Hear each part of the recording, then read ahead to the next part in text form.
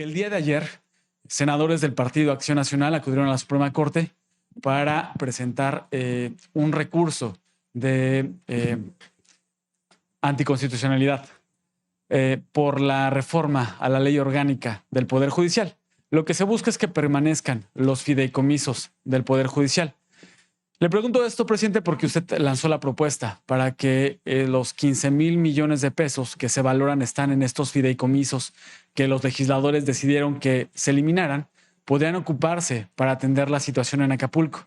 Hubo una respuesta por parte de la ministra presidenta, Norma Lucía Piña Hernández, en un sentido favorable de dialogar y ver este tema. Luego, pues ya no hubo, se habló más del tema.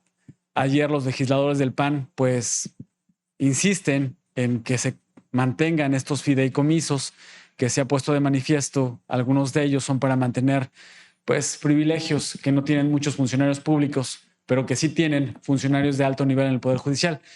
Nos comentaba el día de ayer que no tenía la información de la Secretaría de Gobernación de si ya había acercamiento con la ministra y preguntarle, presidente, si ya hay información respecto a eso y cómo vislumbra que vaya a terminar este tema, si sí habrá respuesta favorable para que esos recursos se ocupen en favor de la población o los fideicomisos se mantendrán. Pregúntale, presidente. Pues es muy lamentable, ¿no? Que estas cosas sucedan porque se trata de la presidenta de la Suprema Corte, que un escrito que me dirige se compromete a aportar los recursos del fideicomiso para beneficio de los damnificados de Acapulco y ahora cambian, ya están metiendo amparos y con sus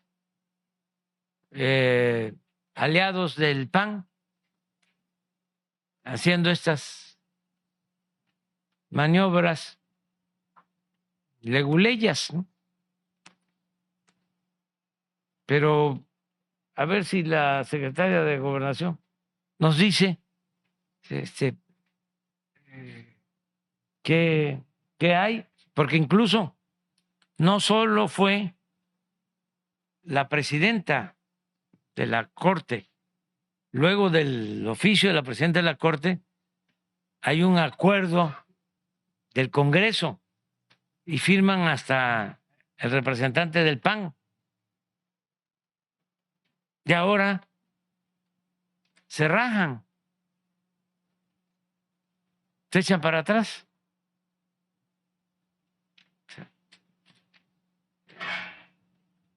Pero a ver si sabes algo. O sea, mande. Sí, pero ya no es uno. Ya no sé cuántos amparos. Y la señora ni siquiera se pronuncia, ya no vuelve a hablar. Mejor que nos diga que cambió de parecer o la presionaron o por qué no va a cumplir. De todas maneras, yo le digo a la gente de Acapulco que no se preocupe, no les va a faltar nada, nada. Sí. Pero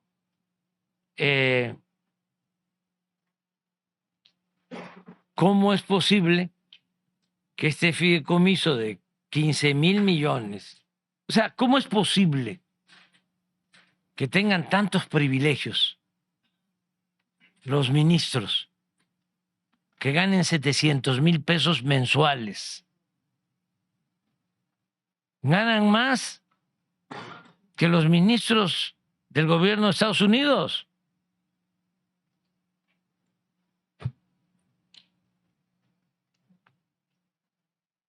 Habiendo tantas necesidades. pero además violando la Constitución, porque el artículo 127 de la Constitución establece que nadie puede ganar más que lo que gana el presidente de la República. Está en la Constitución y ellos ganan 4 veces más que lo que gana el presidente de la República. Y es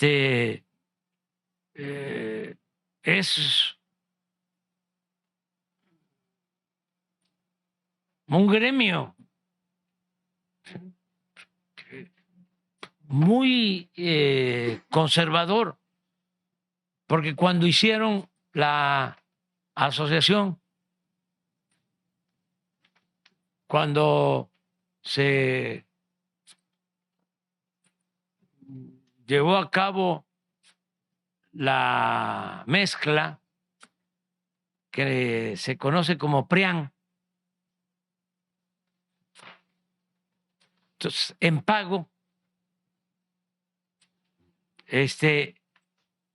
desde Salinas le empezaron a dar al PAN el Poder Judicial, al grado de que Zedillo, con la misma política, nombró a un panista como procurador de la República. Y jueces, magistrados, ministros del PAN, o sea, les entregaron completamente ese poder a un partido. Deben haber quienes no son del PAN, pero la mayoría o son panistas o son filopanistas, muy conservadores, aunque repito, deben de haber excepciones. Pero la regla es que ese poder es de lo más conservador y muy corrupto. Y eso es lo que están demostrando ahora. Por eso es muy importante que se lleve a cabo una reforma constitucional para que sea el pueblo el que elija a los jueces, a los magistrados, a los ministros, como se elige a los presidentes municipales, como se elige a los gobernadores, como se elige a los diputados, a los senadores, al presidente de la República. Que es muy difícil el que el pueblo elija. No está preparado el pueblo para elegir a los jueces, a los magistrados, a los ministros. No está preparado, como en la época de Porfirio Díaz, el pueblo para la democracia.